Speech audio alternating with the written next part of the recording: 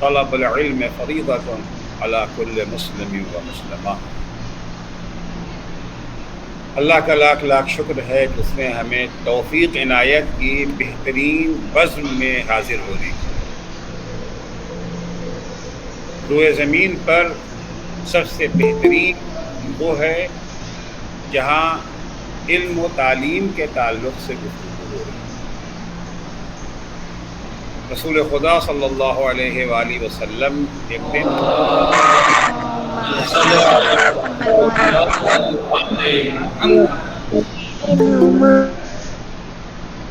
مسجد میں تشریف لائے۔ دو حلقے بنے ہوئے، دو گروپ تھا۔ ایک حلقہ ان لوگوں کا تھا جو تلاوت قرآن، دعا، یہ جو ہے مناجات، نماز، تسبیح وغیرہ میں مصروف تھے۔ دوسرا حلقہ ان لوگوں کا تھا جو علمی گفتگو کر رہے ہیں۔ اور ظاہر سی بات ہے، رسول خدا مسجد میں آئے ہیں تو تیسرا حلقہ تو نہیں بنائیں گے، انہیں دو میں سے کسی ایک کے درمیان بیٹھیں گے۔ اچھا، ہم لوگ جہاں جی چاہتا ہے وہاں بیٹھ جاتے ہیں، کوئی ریزن نہیں ہوتا، کوئی دلیل نہیں ہوتی، لیکن رسول خدا کا کوئی عمل حکمت سے خالی نہیں ہوتا، وہ یوں ہی نہیں بیٹھ جاتا، کوئی ریزن ہے، کوئی سبب ہے۔ تو دونوں حلقوں میں سے کسی ایک حلقے میں بیٹھیں گے۔ جس حلقے میں بیٹھیں گے سوال تو ہوگا وہاں کیوں بیٹھے۔ حضور عام طور سے تصور تو یہی تھا کہ حضور اس حلقے میں جا کے بیٹھیں گے جہاں نماز ہو رہی ہے، جہاں تلاوت قرآن ہے، جہاں دعا ہے، جہاں مناجات ہے، وہاں جا کے بیٹھیں گے۔ لیکن حضور وہاں نہیں بیٹھے، اس حلقے میں جا کے بیٹھے جہاں علم و تعلیم کے تعلق سے گفتگو ہو رہی، علمی گفتگو ہو رہی۔ سوال تو ہوگا، حضور نے جواب دیا، کلاہما علی خیر، یہ دونوں حلقے جو ہیں وہ اچھے ہیں، خیر پہ، جو عبادت خدا میں مصروف ہیں، دعا و مناجات و تلاوت میں مصروف ہیں، وہ بھی اچھے حلقے ہیں، خیر پہ ہیں۔ اور یہ جو علم و تعلیم کا حلقہ ہے یہ بھی خیر پہ ہے۔ لیکن بعثت بالتعلیم، میں تو آیا ہی ہوں تعلیم کے لیے۔ یہاں پر فلسفہ بعثت بیان ہوا ہے، تزکیہ نفس ہے، آیات الہی کی جو ہے وہ تلاوت ہے، اور تعلیم کتاب و حکمت۔ بعثت بالتعلیم، میں آیا ہی ہوں تعلیم کے لیے، لہذا اس حلقے میں آ کے لمبی تھوڑی تقریر نہیں کرنا ہے، بس چند واقعہ کی خدمت میں عرض کرنا ہے کہ جو اہمیت اسلام نے علم اور تعلیم کو دی ہے، وہ اہمیت دنیا والے آج بھی نہیں دے پائیں۔ کل کی بات تو تھوڑی ہے، ایک زمانہ تھا جب علم حاصل کرنے پر پابندی تھی، علم حاصل کرنے والوں کو شہریہ نہیں ملتا تھا، ڈنڈا ملتا تھا، پٹائی ہوتی تھی، سزا ملتی تھی ان کو۔ کہ آپ تاریخ اٹھا کر کے دیکھیں کہ ایران اور روم کے دو ترقی یافتہ ملک مانے جاتے تھے، وہاں پر حصول علم پر کتنی بندشیں تھی، پابندیاں تھیں۔ اس زمانے میں اسلام نے نہ صرف یہ کہ حصول علم کو انسان کا حق قرار دیا، بلکہ واجب قرار دیا، فرض قرار دیا۔ حق اور فرض کا فرق تو آپ جانتے ہی ہیں۔ اگر حق چھوڑ دیا جائے تو قابل تعریف ہے، فرض اگر چھوڑ دیا جائے تو لائق سزا ہے۔ تو یہ حوض علمیہ ہے یہاں کے اوپر، باورچی بھی یہاں پہ کام کرتے ہیں، یہ جو ہے صفائی کرمچاری بھی یقیناً ہوں گے، ٹیچرز بھی ہیں۔ اب ایک ٹیچر نے 1 مہینہ پڑھایا، کوک نے 1 مہینہ کھانا پکایا، اس کا یہ حق ہے کہ وہ آپ سے اپنی تنخواہ مانگے؟ حق ہے نا اس کا۔ اور انتظامیہ پر فرض ہے کہ وہ کی تنخواہ دے۔ اب جب پہلی تاریخ آئی اور انتظامیہ نے اپنا فرض ادا کرنا چاہا، تنخواہ دینی چاہیے، تو مولوی صاحب آئے اور انہوں نے کہا رے صاحب نہیں، ہم تو اس کا اجر اللہ سے لیں گے، ہمیں آپ سے نہیں چاہیے، ہمیں تنخواہ نہیں چاہیے، ہم تو فی سبیل اللہ پڑھا رہے ہیں۔ سب لوگ اس کی تعریف کریں گے نا۔ آج کے زمانے میں بھی، اس گئے گزرے زمانے میں بھی لوگ ہیں جو خدا کے لیے کام کرتے ہیں، پیسے کے لیے کام نہیں کرتے، تعریف ہوگی نا۔ اس نے کیا کیا ہے؟ اپنا حق چھوڑ دیا ہے۔ اچھا اگر انتظامیہ پیسہ دینے سے انکار کرتے، ہم نہیں دیتے پیسہ، تو اب کیا ہوگا؟ انتظامیہ کے لوگ تعریف کریں گے اتنے اچھے لوگ ہیں، مزدوروں کی مزدوری مار لیا، ان سے اچھا آدمی تو کوئی ہو نہیں سکتا۔ سب مذمت کریں گے نا، شرم نہیں آتی ہے؟ چلے ہیں اسکول چلانے، چلے ہیں مدرسہ چلانے، حقداروں کا حق نہیں دیتے۔ تو فرض اگر چھوڑ دیا جائے تو لائق مذمت، حق اگر چھوڑ دیا جائے تو لائق تعریف۔ ایک زمانہ تھا جب علم حاصل کرنے کا حق نہیں تھا، آج حق مل گیا۔ یونو میں دانشوران عالم اکٹھا ہوئے اور انہوں نے انسانی حقوق کا منشور تیار کیا۔ اس انسانی حقوق کے منشور میں ایک حق جو دیا ہے وہ ہے حق تعلیم۔ حق ہر انسان کو علم حاصل کرنے کا حق ہے، رائٹ ہے۔ اسلام نے 1400 سال پہلے کیا کہا؟ حق نہیں، فرض قرار دیا۔ آپ دیکھیں اسلام میں اور اہل مغرب میں کتنا فاصلہ ہے، یعنی ان کے اگر آپ نہ پڑھنے جائیں تو لائق تعریف ہیں۔ چھوڑ دینے کا مطلب یہ ہوتا ہے نا، اسلام میں اگر آپ نے تعلیم سے گریز اختیار کیا تو آپ لائق سزا واجب قرار دیا۔ اور جو بڑا ثواب اور اجر ہے تعلیم کا وہ اپنی جگہ کے اوپر ہے، فرشتے پر بچھاتے ہیں اور کیا کرتے ہیں، ساری چیزیں زیادہ وقت نہیں لینا ہے۔ ایک سوال یہاں یہ اٹھتا ہے، وہ علم جس کا حاصل کرنا فرض ہے وہ کون سا علم ہے؟ سارے علوم؟ عام طور سے ہمارے ہاں علم کو 2 حصوں میں بانٹا جاتا ہے، علم دین اور علم دنیا۔ ابھی میں آ رہا تھا، مولانا یاسین صاحب نے کہا کہ یہاں پر جو ہے وہ دنیاوی علوم کا شعبہ یہ ہے اور دینی علوم کا شعبہ وہ ہے۔ 2 حصوں میں ہم بانٹتے ہیں نا، علم دین اور علم دنیا۔ میں بھی اس کا قائل ہوں کہ علم کی 2 قسمیں ہیں، علم دین اور علم دنیا۔ یہ تقسیم کی بنیاد کیا ہے، یہاں ہمیں اختلاف ہے۔ عام طور سے جو 2 حصوں میں علم دین اور علم دنیا کو بانٹا جاتا ہے اس کی بنیاد کیا ہے؟ موضوعات، سبجیکٹس۔ اگر آپ قرآن کی تعلیم حاصل کر رہے ہیں، یہ کیا ہے؟ علم دین ہے یا علم دنیا؟ علم دین کہا جاتا ہے۔ سائنس اگر آپ پڑھ رہے ہیں اس کو کیا کہتے ہیں؟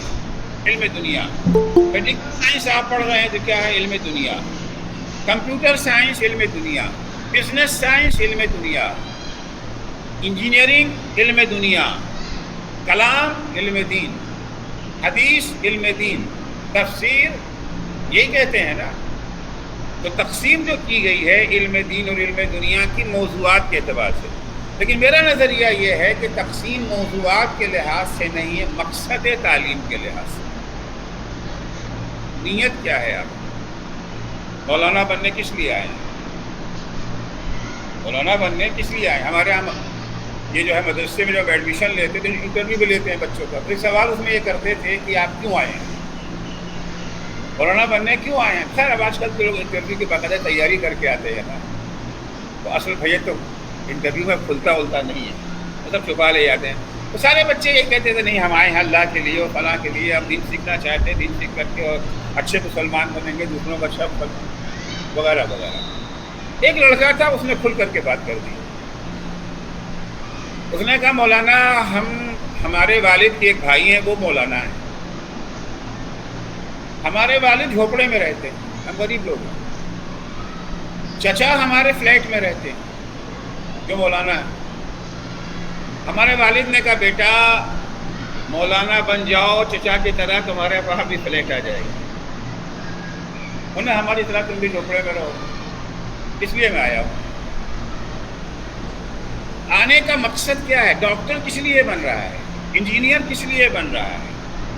فقیہ کس لیے بن رہا ہے؟ خطیب کس لیے بن رہا ہے؟ مولانا کس لیے بن رہے ہیں؟ کہ جی مولانا کو بلایا جاتا ہے حدیث پڑھنے کے لیے، بڑا احترام ہوتا ہے، بڑی عزت ملتی ہے، اچھے اچھے کھانے کھلائے جاتے ہیں ان کو، ہے اچھا خاصا پیسہ ملتا ہے، لفافہ ملتا ہے، تو ہم بھی خطیب بن جائیں گے، مولانا بن کے تم کو ڈھیر سارا پیسہ ملے گا۔ وہ ڈاکٹر بن رہا ہے، وہ ڈاکٹر بننے کا اس کا مقصد بھی کیا ہے؟ اس کے ڈاکٹر بننے کا مقصد بھی یہ ہے کہ ہم پیسے کمائیں گے حلال طریقے سے، حرام طریقے سے، کتنی بھی اگر چوری کرنا پڑ گئی تو کوئی بات نہیں، وہ بھی کر لیں گے۔ اس دفعہ ڈاکٹر بن رہا ہے، مقصد یہ ہے کہ ہم اللہ کے بندوں کی خدمت کرنے آئے ہیں۔ پیسہ ملا نہ ملا اس سے بحث نہیں ہے، مقصد ہمارا پیسہ نہیں ہے، مل گیا تو مل گیا، نہیں ملا تو کوئی بات نہیں۔ میں ابھی یہاں آیا تو پانی پینے کے لیے تھوڑی یہاں آیا تھا، ملا پانی بھی پیا ہے، میں نے پانی بھی پیا یہاں پر، لیکن پانی پینے نہیں آئے تھے، مقصد نہیں ہے، مقصد ہونا اور ہے، اور ضمناً کسی چیز کا مل جانا۔ اور ڈاکٹر بن رہا ہے خدا کے لیے، انجینئر بن رہا ہے تاکہ ایسے گھر بنائیں کہ اگر زلزلہ آ جائے تو اللہ کے بندے ملبے میں دب کے نہ مرے، اس لیے میں انجینئر بن رہا ہوں، رضا خدا کے لیے، خوشنودی خدا کے لیے۔ عالم بن رہا ہوں خوشنودی خدا کے لیے، فقیہ، خطیب، مبلغ، خوشنودی خدا کے لیے۔ چاہیے کہ نہیں، شہرت دنیا کے لیے، شہرت ہو جائے گی، مشہور ہو جائیں گے، بڑی ہستی بن جائے گی ہماری، بڑے خطیب اگر بن گئے، پیسے ملیں گے ہمیں۔ اگر مقصد خدا ہے تو وہ علم دین ہے، چاہے میڈیکل سائنس ہی کیوں نہ ہو، چاہے انجینئرنگ ہی کیوں نہ ہو۔ اور اگر مقصد مال دنیا ہے، دنیا کا معنی اگر مقصد ہے تو پھر وہ علم دنیا ہے، چاہے وہ علم کلام ہی کیوں نہ ہو، علم حدیث ہی کیوں نہ ہو، علم رجال ہی کیوں نہ ہو، علم فقہ ہی کیوں نہ ہو۔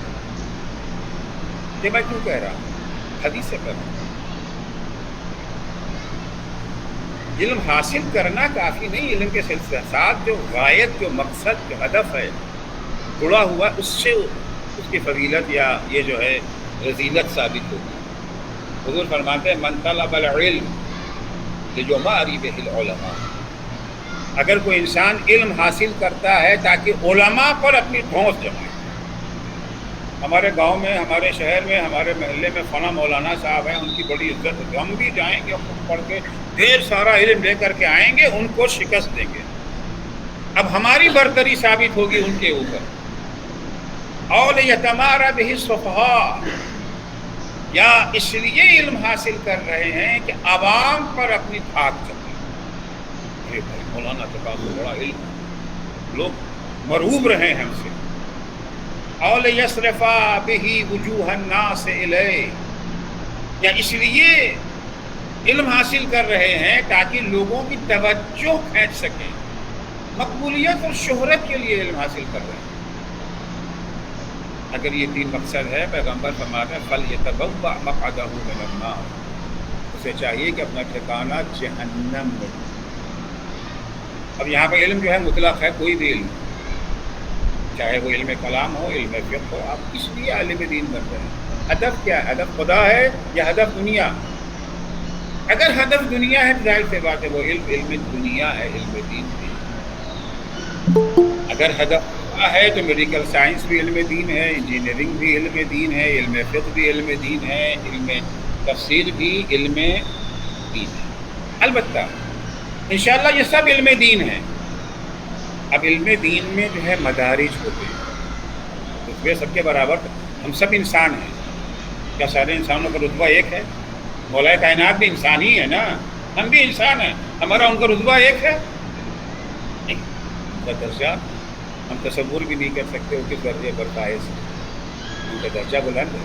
اسی طریقے سے میڈیکل سائنس، انجینئرنگ سائنس، علم فقہ، علم کلام، علم حدیث اگر خدا کے لیے حاصل کیا جائے یہ سب علم دین ہے۔ کیا سب کا درجہ برابر ہے؟ آپ فقیہ بنے چاہے ڈاکٹر بنے، درجہ دونوں کا ایک ہے، اجر دونوں کا ایک ہے، ثواب نہیں، ایسا نہیں۔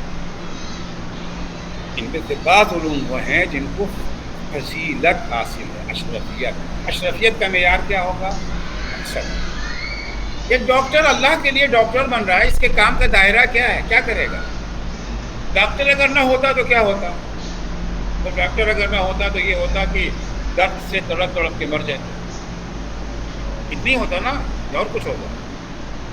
یہی تو ہوگا نا۔ ڈاکٹر صاحب ہیں تو کیا ہوگا؟ جی انہوں نے دوا دے دیا، تو بھائی مرنا تو ہمیں ایک بھی نہیں ہے، ڈاکٹر صاحب ہوں چاہے نہ ہوں۔ ڈاکٹر صاحب اگر ہوں گے تو 20 سال بعد مریں گے، نہیں ہوں گے تو 20 سال پہلے مر جائیں گے. تو ڈاکٹر صاحب کے ہونے کا فائدہ کیا؟ 20 سال زندگی، 30 سال زندگی، 40 سال زندگی، یہی تو ہے. انجینئر صاحب نہ ہوں گے تو کیا ہوگا؟ کل نہیں ہوتے تھے انجینئر تو کیا ہوتا تھا؟ چھپر میں رہتے تھے، آج بلڈنگ میں رہتے ہیں. اتنی فرق تو ہوا انجینئر صاحب. کل زلزلہ آتا تھا، ملبہ گر کے دب کے یہ جو ہے مر جاتے تھے. اب انجینئر نے اچھی اچھی بلڈنگیں مضبوط بنا دی. زلزلہ بھی اگر آ جائے 7 پیمانے 8 پیمانے کا تو ہماری بلڈنگ پر کوئی اثر نہیں ہوگا. تو کیا ہوگا؟ چند برس زیادہ جی رہیں گے. لیکن اگر فقیہ نہ ہوگا تو کیا ہوگا؟ اگر مفسر قرآن نہ ہوگا تو کیا ہوگا؟ اگر علم کلام کا ماہر نہ ہوگا تو کیا ہوگا؟ عقائد ہمارے یہ جو ہے ناقص ہوں گے، اعمال ہمارے ادھورے ہوں گے. اعمال ادھورے ہوں گے تو کیا ہوگا؟ جنت میں جانے کے بجائے جہنم میں جائیں گے. اس راستے پر نہیں چل پائیں گے جو اللہ نے ہمیں جنت تک پہنچانے کے لیے مقرر کیا ہے. کتنے دن کے لیے نہیں جا پائیں گے؟ فیہا خالدون، پرماننٹ. 100 سال، 1000 سال، لاکھ سال، کروڑ سال، ارب خرب، گنتی ہماری ختم ہو جائے گی مگر آخرت کی زندگی نہیں. جس لائن میں آپ لوگوں نے قدم رکھا ہے شریف ترین لائن ہے. ٹھیک ہے، دنیا میں ممکن ہے کہ آپ کو وہ سہولتیں میسر نہ ہوں. ہو سکتا ہے کہ وہ سہولتیں دنیا میں آپ کو میسر، پریشانیاں ہوں، مشکلیں ہوں. اتنا ایک ڈاکٹر کا مالک ممکن ہے کہ ایک پیش نماز ممکن ہے، کیا ہے، وہ کیا ہے ہی ایسا ہی ہے. ایک ڈاکٹر کی آمدنی اور ایک پیش نماز کی آمدنی برابر تو نہیں ہے. ایک مدرس کی آمدنی بس اتنا ہی مل جاتا ہے مدرس کو کہ زندہ ہے، چل رہی ہے گاڑی اس کی. تو ممکن ہے کہ دنیا میں ہمیں پریشانی ہو. دنیا کی زندگی ہے کیسے؟ اس سے غنیمت چاہیے. جس راہ میں آپ نے قدم رکھا، چاہے ابھی آپ طالب علم ہیں یا کل جب عالم بن جائیں، دونوں حال اللہ کی نگاہ میں محبوب ترین خلائق. خیرکم من تعلم القرآن وعلمہ. بہترین انسان وہ ہے کہ جو قرآن سیکھے اور سکھائے. یہی کام ہے نا آپ کا، سیکھنا. یہ سب کچھ جو پڑھتے ہیں نہ ہو صرف و فلاح و ذکر، مقصد کیا ہے؟ مقصد تو قرآن ہی ہے نا. گھوم پھر کر کے ساری چیزیں جو ہیں وہ اللہ کے پیغامی کو سمجھنا ہے. وہ چاہے قرآن کی شکل میں ہو، چاہے ارشادات معصومین کی شکل میں. ہدف تو وہی ہے، مقصد تو وہی ہے. قدر جاری ہے اس کو، ان لمحات کو. جو لمحہ آپ کا گزر رہا ہے، ایک ایک سیکنڈ آپ کا اللہ کی نگاہ میں، البتہ وہ شرط اپنی جگہ برقرار ہے. ہدف کیا ہے؟ ہدف خدا ہے. حوض علمیہ میں کاہے کے لیے آئے کہ جی ہاں کھانا بہت اچھا ملتا ہے. نہیں، ہم یہاں نہیں رہیں گے اگر کھانا اچھا نہیں ہے. یہ تو نہیں دیکھنا ہی نہیں ہے، وہ ہدف جو ہے وہ پورا ہو رہا ہے کہ نہیں ہو رہا ہے. اگر وہ ہو رہا، چاہے سوکھی روٹی ہی کیوں نہ ملے.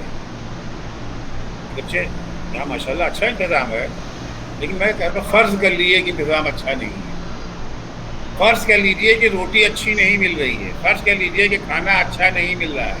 سالن میں پانی زیادہ ہے، چکنا کم ہے، مسالہ کم ہے. فرض کر لیتے ہیں، لیکن پڑھائی اچھی ہو رہی ہے. اساتذہ مہذب اخلاق اسلامی ہیں. اساتذہ ہمیں خدا کی طرف لے جا رہے ہیں. اس لمحے کو غنیمت ہے اور جہاں تک ہو سکے اللہ پاک سے فائدہ اٹھائیے. آج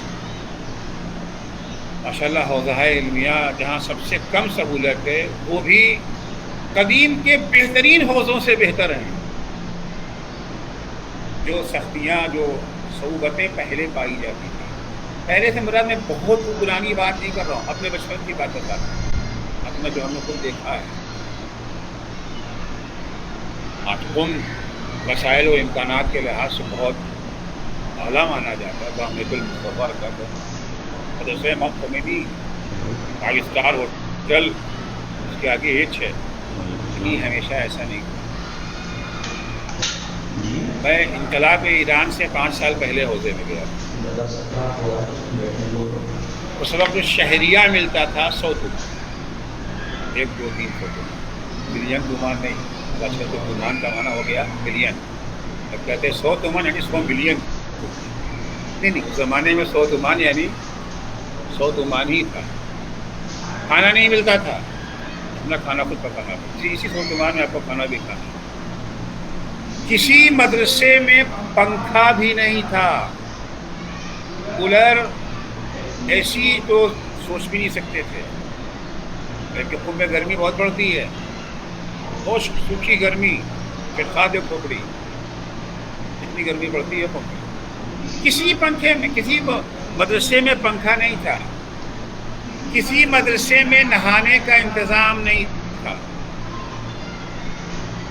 کنویں کا پانی بہت ٹھنڈا ہوتا ہے، ٹھنڈے پانی سے آپ نہا نہیں سکتے، حتیٰ گرمی میں بیمار پڑ جائیں گے فوراً، بہت ٹھنڈا پانی ہوتا ہے، حتماً گرم پانی چاہیے، مجبور ہوتے تھے باہر حمام ہوتے تھے وہاں نہاتے تھے، وہاں وہ ایک عام حمام ہوتا ہے، خاص والا لیتا تھا 6 تومان، عام والا 3 تومان، ہم لوگ یہاں روز نہانے کے عادی تھے، روز نہا لیتے تو پورا شہریہ نہانے میں چلا جاتا، باتیں پھر کے، جب تک نہانا واجب نہیں ہو جاتا تھا کوئی نہانے نہیں جاتا تھا، اس کے باوجود مہینے کی آخری 2-3 تاریخیں جو تھی وہ پیسے ختم ہو جاتے تھے، فاقے سے گزرتی، یہ ہمارے زمانے کا فون ہے، ہم سے پہلے والوں کو اور بھی سختی تھی، وہ جو اپنا قصہ سناتے ہیں تو اور بھی یہ ہمارے زمانے کی بات ہے۔ اب انقلاب کے بعد الحمدللہ مسائل، عوام کی بھی توجہ بڑھی، دینی امور کی طرف حکومت کی بھی مدد مل گئی، سہولتیں ملی، اب ماشاءاللہ بہت کچھ ہو گیا، لیکن ہم سے پہلے کے جو علماء گزرے جب ان کے ہم حالات دیکھتے ہیں،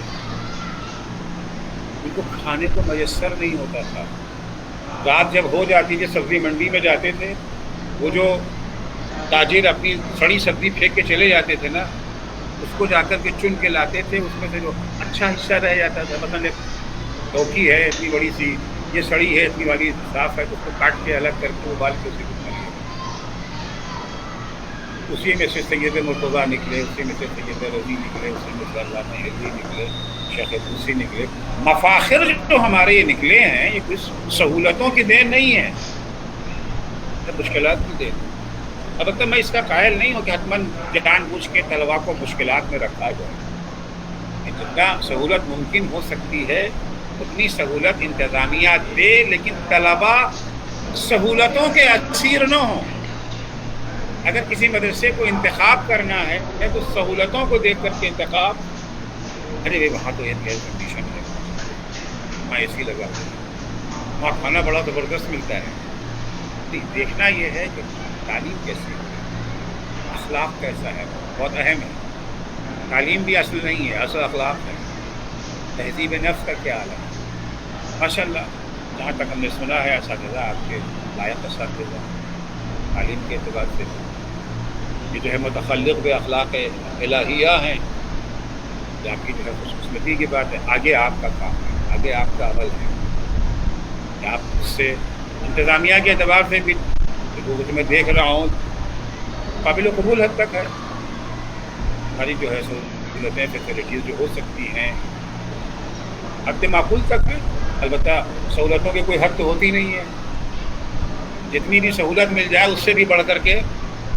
سہولت ہے، تو سہولت یا کمپٹیشن تو الگ سی چیز ہے، لیکن معقول حد تک آپ لوگ تیار ہیں، آپ لوگوں کے پر ہے کہ آپ کتنا اس سے فائدہ اٹھاتے ہیں اور اس اہم اور اعلیٰ مقصد کی طرف گامزن ہوتے ہیں، خدا متعال نے بس اللہ سے دعا ہے کہ اللہ آپ سب کو کامیابی عنایت فرمائے، انتظامیہ جو شب و روز حروف سے دل سے محنت کر رہے ہیں اللہ ان کو اعتماد میں اضافہ کرے، اساتذہ کرام جو تمام نعمتوں کو چھوڑ کر کے، سہولتوں کو چھوڑ کر کے آپ کے درمیان سختیوں کو برداشت کرتے، اس سے بہتر جگہ یہ جا سکتے تھے، اس سے بہتر کمائی کر سکتے تھے، لیکن ان چیزوں کو جو ہے وہ نظر انداز کر کے ایک اعلیٰ ہدف، ایک اعلیٰ مقصد کے لیے اپنی خدمات پیش کر رہے ہیں، اللہ ان کی توفیقات میں اضافہ کرے، ان جیسوں کی تعداد میں اللہ اضافہ فرمائے، وصلی اللہ امثالہم، اللہ جناب مولانا یاسین صاحب پرنسپل مدرسہ، اس سال سے وہ یہاں کے طرف خدمات انجام دے رہے ہیں، شب و روز لگے ہوئے ہیں، انتظام بھی دیکھتے ہیں، تدریس بھی کرتے ہیں، حتیٰ کلرکی کے فرائض بھی جو ہے انجام دینے کو تیار رہتے ہیں۔ خدا ان متعال ان کی توفیقات میں اور اضافہ کرے، انہیں صحت و سلامتی عنایت فرمائے، انہیں دن کی رات چوبیس ترقی عطا۔ دعا ہے کہ پروردگار امام زمانہ کے ظہور میں تاجیل کرے۔ حضرت کا جب ظہور ہو، ہم اور آپ سب امام زمانہ کے واقعی سپاہی بن کر۔ السلام علیکم۔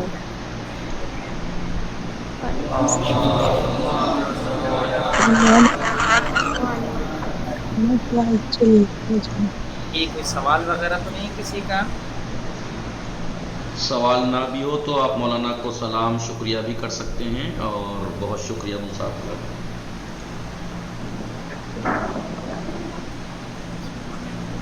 آپ کا بہت بہت شکریہ، بہت ہی اچھی تصویر آپ نے کری ہے۔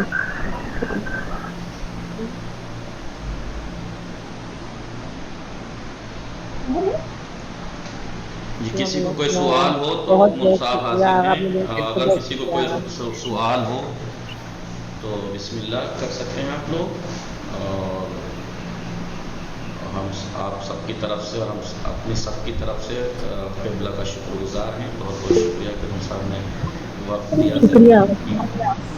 شکریہ حضرت،